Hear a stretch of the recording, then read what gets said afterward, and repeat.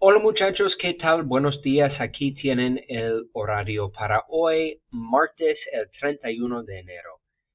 Due for today was your practice quiz. For those of you that need to make up your practice quiz, you can access a soft copy of that handout here. Click here, and then you can download this document, print it out, and fill it out. And then for the listening portion, this portion you're going to need to watch this video.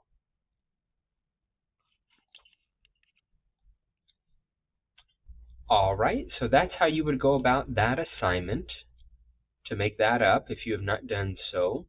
And then also, exercise 8, page 108, the drawing that you guys did, and for more instructions on how to go about that, you can watch this video here to get those details. So that's due, the practice quiz was due by the end of last class. The exercise 8, page 108 drawing is due by the end of today. No homework for next class. Yay! Long time since we've not had any homework due. No homework for next class. Daily objectives for today: review how to count in Spanish, and then you're being introduced to the preterite past tense today, and you'll use it to talk about past actions or events, like what you guys did over winter break, or what you guys did over the weekend, or even yesterday, or earlier this morning. So your quiz is what we'll start off with. I am going to go ahead and read the numbers for numbers 1 through 5 for those of you doing this from home or were absent. So embedded in the questions, you have the notes that we went over for the past couple weeks. Question number 1 through 5, you are going to identify the number that you hear called out in Spanish. So go ahead and do number 1 with you right now. Question number 1. Excuse me. 164.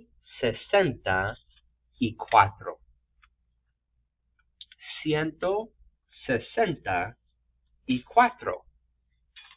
Question number 2. 762. 762.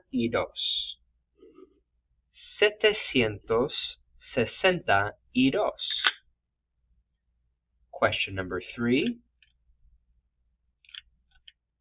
313. 313.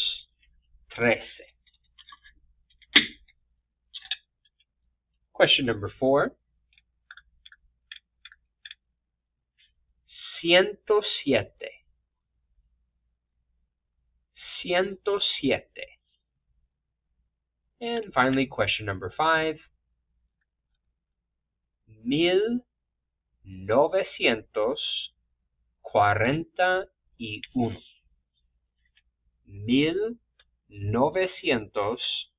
1941. For the rest of the quiz, the next few questions you're going to write out, or choose rather, the number that matches the numerical form. So this is 271. You're going to identify 271 amongst the answers. Same thing for the next few questions.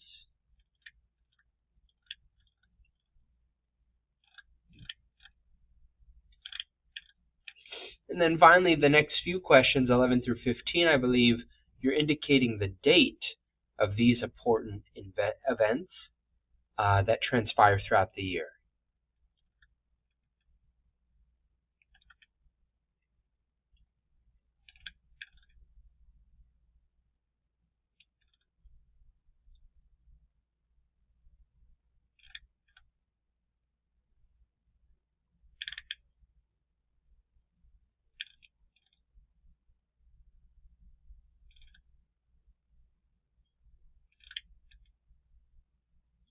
And then for question number 16 through 20, I believe, you're going to be writing out the number in Spanish. No accent marks are needed.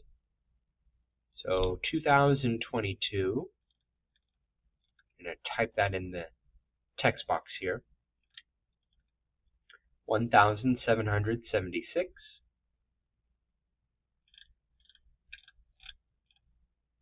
1,492.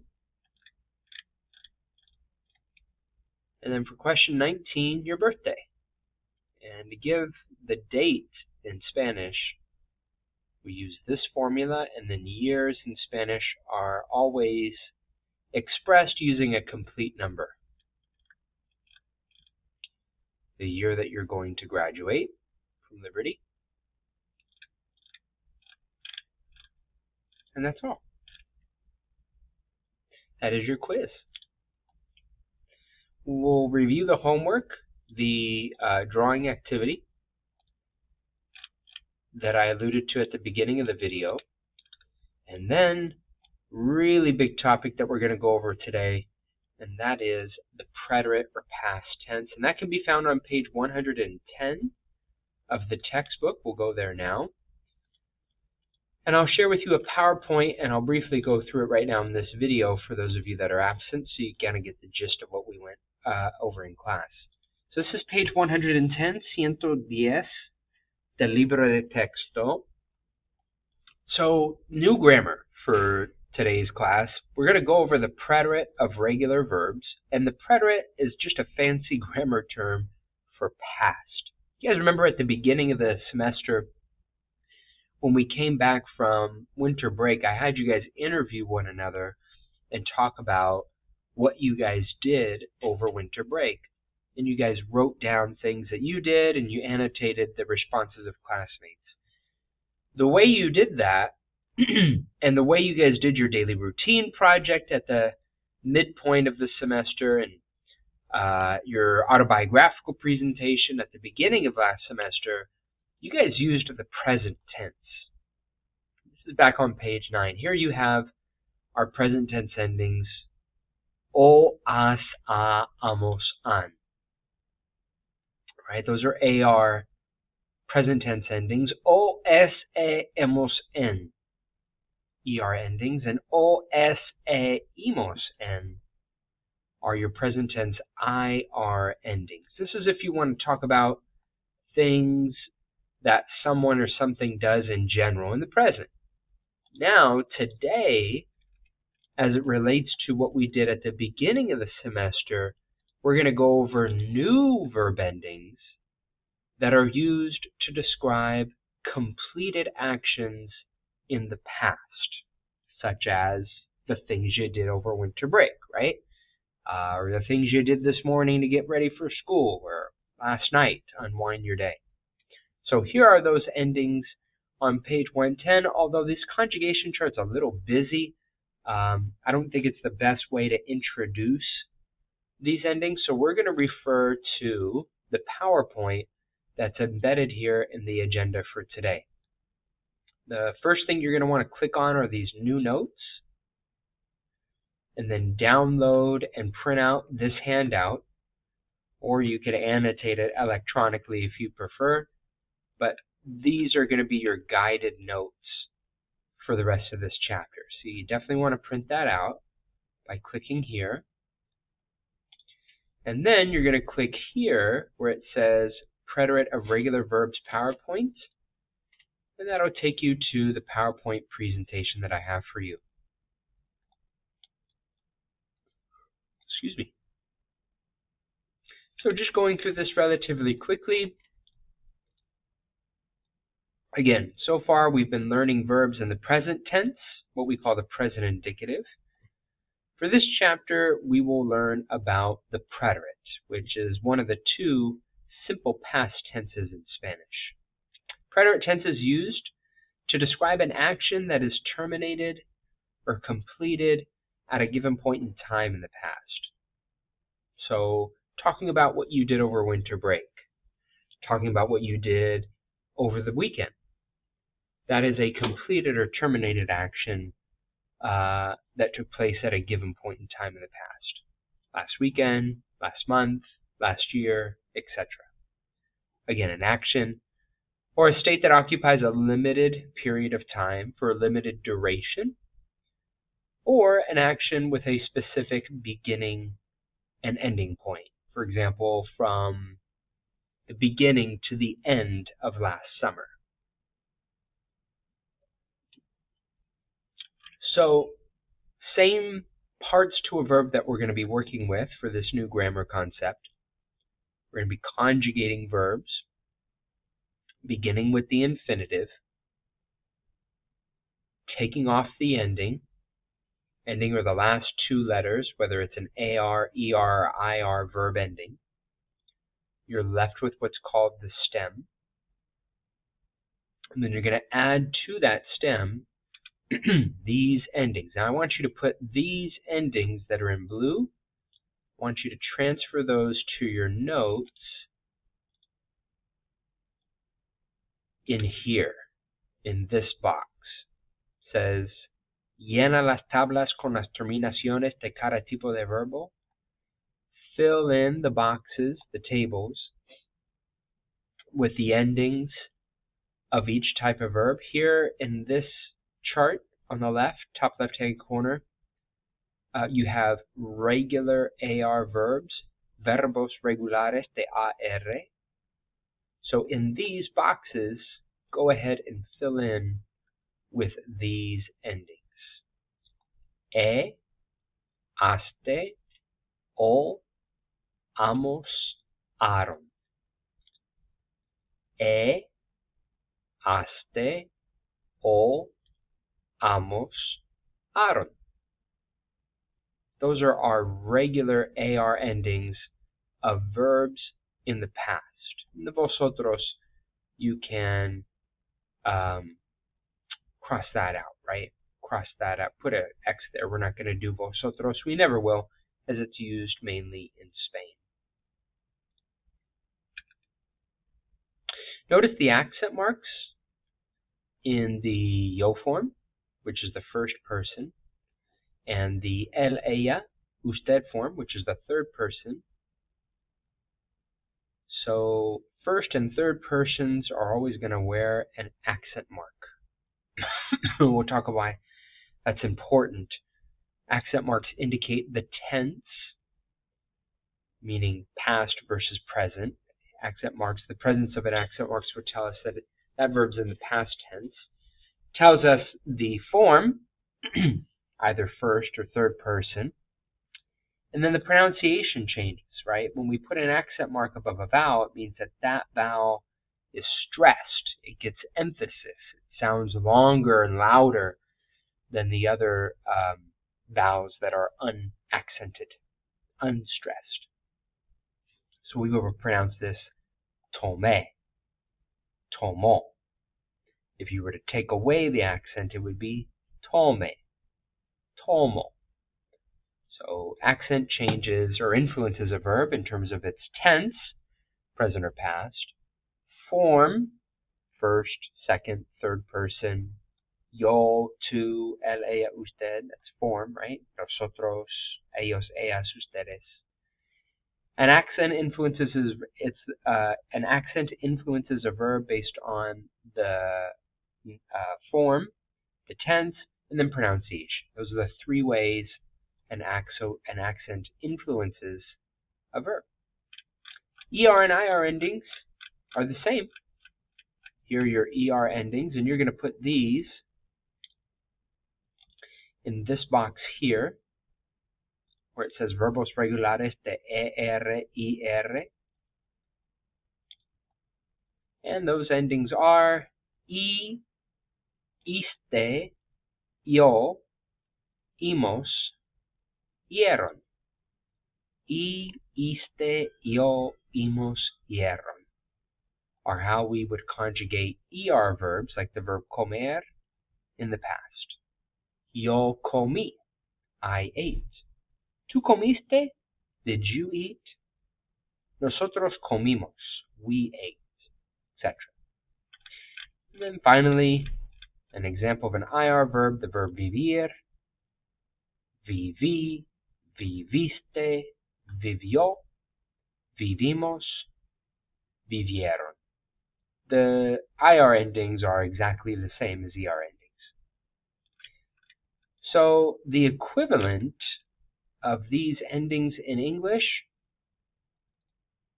what is the preterite equivalent to in English?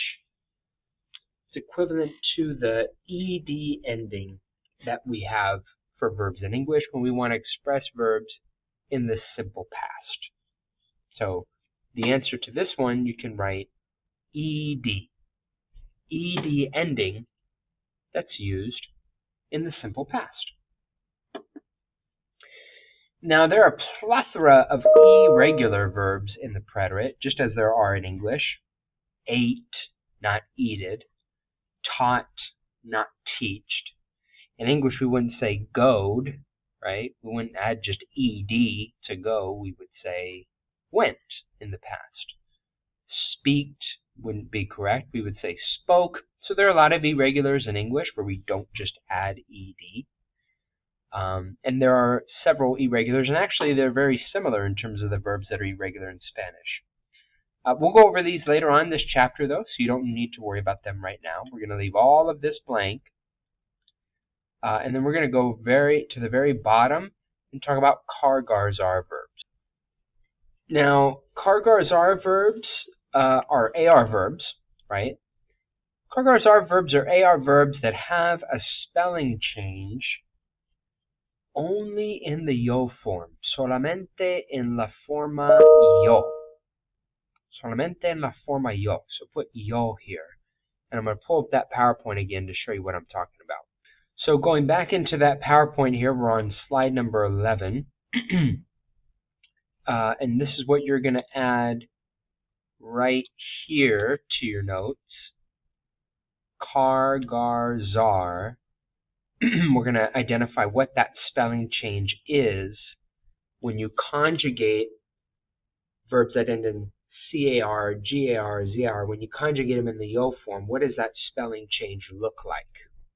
That's the information we're going to jot down here for Kar, Gar, and Zar verbs. They each have different spelling changes. So back in that PowerPoint, the first verb is Kar verbs. The C in Kar changes to QU. And again, only in the yo form. Busqué in the yo form. Buscar is the verb to look for. So if you want to say I looked for, yo busqué. Tú buscaste. Él, ella, usted buscó. Nosotros buscamos. Ellos, ellas, ustedes buscaron. For other examples of Kar verbs, you have the verb explicar, to explain, practicar, to practice, and tocar, to touch or to play a musical instrument. For all of these verbs, the C will change to QU when you conjugate those verbs in the yo form. All other forms, you do not have this spelling change, as you can see here. No spelling change, just in the yo form. For Gar verbs, like the verb llegar, to arrive, the G changes to GU. Yo llegué, tú llegaste, él, ella, usted llegó, nosotros llegamos, ellos, ellas, ustedes llegaron. Some other Gar verbs that you might be familiar with. Jugar, for sure. Jugar is the verb to play, games or sports. Pagar, we've looked at this chapter, is the verb to pay. Finally, Zar verbs. The Z changes to a C, and again, that's only in the yo form. Almorzar is the verb to have lunch. Yo almorcé. Tú almorzaste. Él, ella, usted almorzó. Nosotros almorzamos. Ellos, ellas, ustedes almorzaron. And here's some other Zar verbs. The Z changing to a C. Empezar is to begin. Abrazar is to hug or embrace. Rezar is to pray. All right, that does it for your notes. All you need to have in terms of this chart, again, have this part filled in, those spelling changes I just reviewed with you for Kargarzar verbs.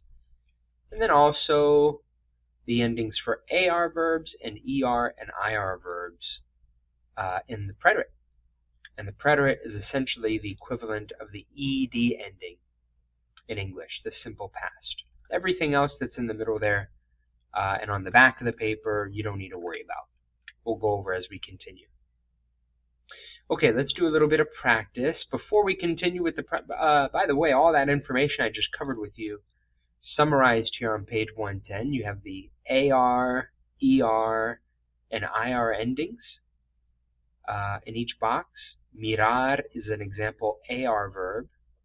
Aprender, to learn, is an example ER verb. And escribir is an example IR verb. Kargarzar endings that we just reviewed, and a description of what the preterite tense is used for. Now we're going to do exercise 13 together. For exercise 13, Elena is writing a letter to her grandmother. You're going to write the correct form of the preterite using these endings according to the subject, the context, and the verb that's provided in parentheses. So we'll do the first three together. Then it says, querida abuelita, hace 3 días yo, and then the verb we're conjugating is the verb recibir, to receive. Recibir is an IR verb, and we're going to conjugate it in the yo form. So we remove the ending, the IR, and since it's an IR verb in the yo form, we're going to use this ending. So the correct answer for number 1, recibí. Recibí. R-E-C-I-B, and then an I with an accent. Yo recibí el cupón de regalo que tú is our subject. Que tú me enviar, that you sent me. So tú is our subject. Our verb is an AR verb. Go up to our notes. AR ending for, the to ending for AR verbs is aste. Remove the AR ending and put aste, and your correct answer is enviaste. Tú me enviaste. E-N-V-I-A-S-T-E.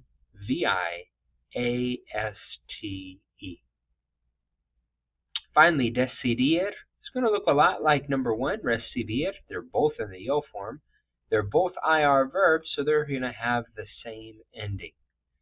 The yo ending for IR verbs in the preterite is E, and that's how we get decidi. D-E-C-I-D-I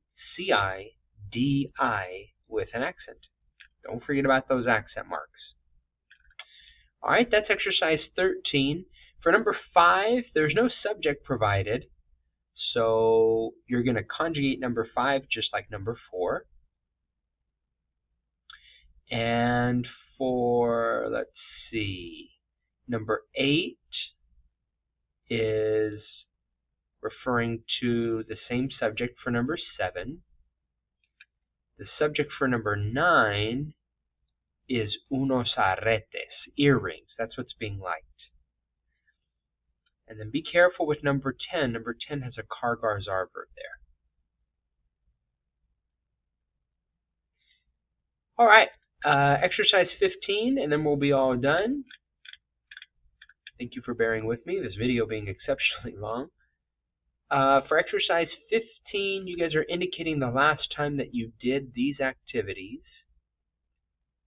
To buy a gift, to prepare a meal, to watch a movie in the afternoon, to write a letter by email, to decorate for a party, to have a soft drink, to go out for a party, and to wake up at 10 in the morning. You're going to use these expressions here. Esta mañana is this morning. Anoche is last night. Ayer is yesterday. La semana pasada is last week. El mes pasado is last month. El año pasado is last year, and then this expression hace plus an amount of time indicates how long ago something happened. So hace 2 semanas would be 2 weeks ago. Hace un mes would be a month ago. So you can use that to be more precise. So for example, when's the last time? ¿Cuándo fue la última vez? When was the last time that you ate at a restaurant? So the first thing, you need to come up with the subject, whether it's yourself or you and your friends or you and your family, etc. And then conjugate the verb based on that subject in the past tense. And you can either begin or conclude your sentence with any of these expressions of time. And all of these are great clues for the preterite. I would definitely add these to your notes as they are indicators of actions that were completed in the past. If we even go back to the notes,